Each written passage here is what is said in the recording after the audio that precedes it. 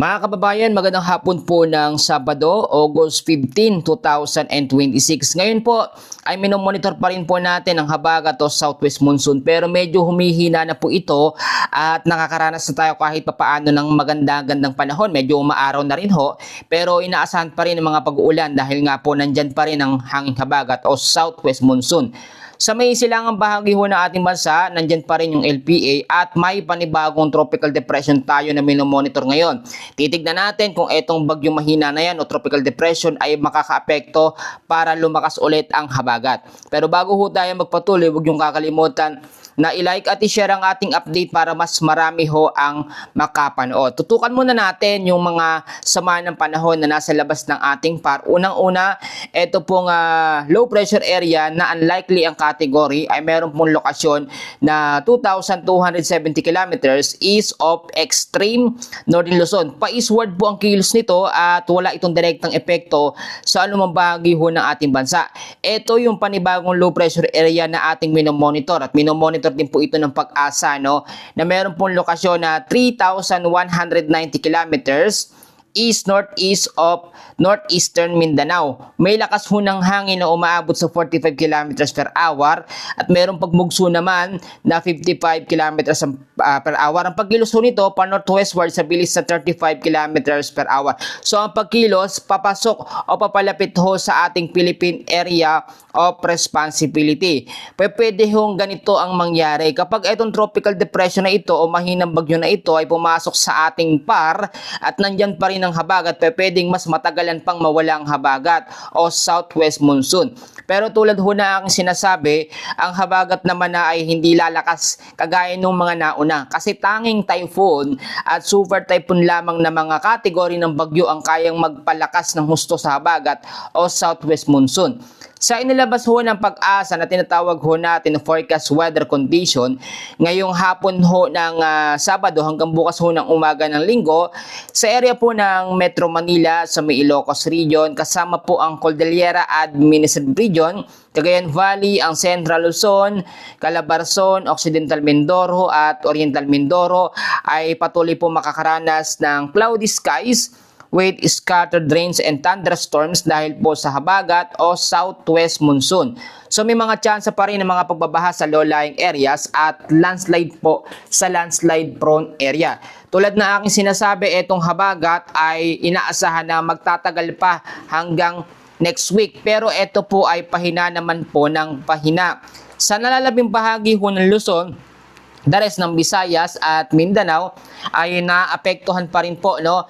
Itong lalabing bahagi ng Luzon at the rest ng Visayas, habagat pa rin na nakakaapekto diyan. Pero dito sa parte ho ng Mindanao, lalo na sa may silangan po ng Mindanao, localized thunderstorms naman ang nakakaapekto ho diyan o at chance na magpaulan diyan.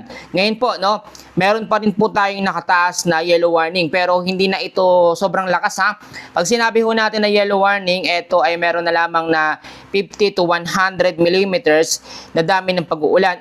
Tinututukan natin ngayon ang lugar ho ng Zambales at Bataan. Hanggang bukas pa po ng hapon yan, ha, yung yellow warning. So hindi naman na ganoong karami yung mga lugar pero maging handa at maging alerto pa rin po tayo. Bukod po dyan sa Zambales at Bataan, kasama rin po sa nakataas sa yellow warning ngayong araw po ng Sabado, ito pong area po mga kababayan ng Ilocos Sur, ang Benguet, Pangasinan at Occidental Mindoro, yung mga area ho na yan. So mag-ingat pa rin sa banta ng mga pag-uulan dahil itong habagat hanggat hindi nangyayari yung tinatawag ho natin ng monsoon break ay mananatili pa rin po ang kanyang epekto. Ngayon pansinin nyo kung paano umiikot yung habagat. Ito yung mga ulap po na yan.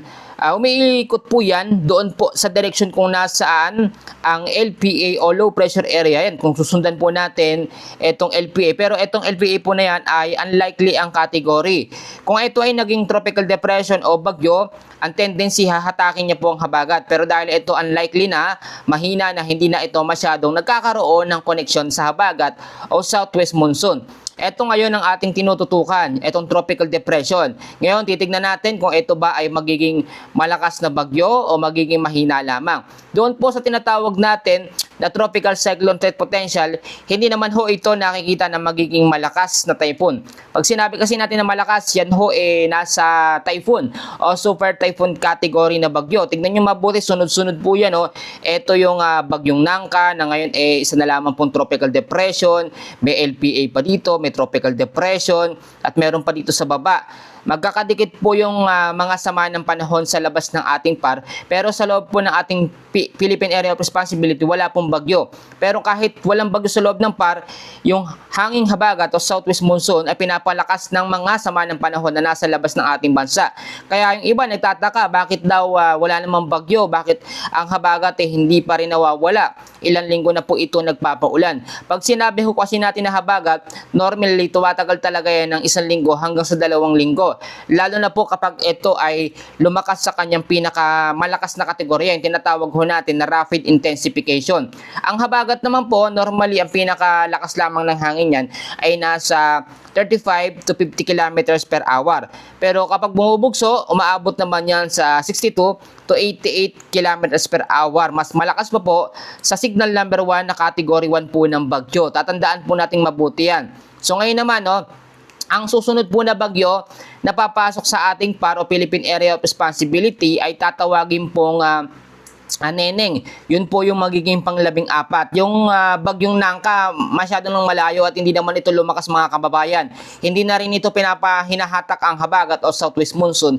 Kaya nga nakikitaan na natin ng improvement ngayon ng habagat na hindi na masyado nagpapaulan. Do sa hapon, sa gabi at sa madaling araw, may mga tsansa pa rin po ng mga pag-ulan dulot ng habagat, pero nababawasan na po yung mga occasional rains, o yung mga monsoon rains. Kaya ang sinasabi ko, parte ho na kanlurang bahagi ng Luzon, sa ilang bahagi o kanlurang bahagi ng Visayas, yung mga area na yan sa bandang kanluran natin, mag-ingat pa rin po sa banta ng mga pagbabaha at landslide sa mga landslide prone area. Sa parte ng Visayas, lalo na po sa Eastern Visayas at Eastern Mindanao, marami nagsasabi na sobrang init po sa mga lugar nila.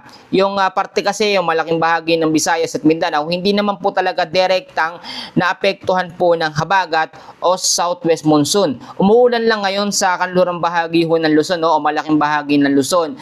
Kaya hindi lahat ng lugar ngayon ay apektado po ng mga pag-uulan. Kaya more on, tinututukan natin yung mga paparating na sama ng panahon na pwedeng dumikit po dito sa Eastern Visayas o diyan sa may bandang silangan po ng ating bansa. Ito pong sinasabi natin na tropical depression, kapag ka naging malakas ho ito na bagyo at pumasok sa ating PAR, ang habagat ay pwedeng matrigger ulit o mangyayari na naman yung sinasabi natin na enhancement o yung enhanced habagat. Kapag nawala naman ang habagat at nagtuloy-tuloy yung paghina nito, mangyayari naman po yung tinatawag natin na monsoon break o yung pansamantalang paghina o pagkawala ho ng habagat.